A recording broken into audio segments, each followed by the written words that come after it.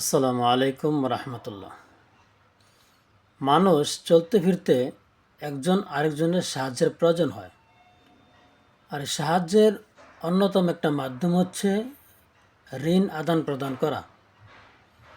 তো আপনি একজন ভালো মানুষকে কিভাবে খুঁজবেন? কে ভালো মানুষ? আপনি একজন ভালো মানুষকে খুঁজবেন যদি তার ঋণ আদান প্রদানে সে উত্তম হয়।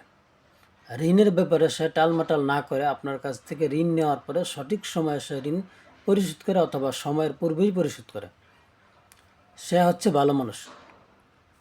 ঋণ নিয়ে টালমাটাল করা এটা জুলুম।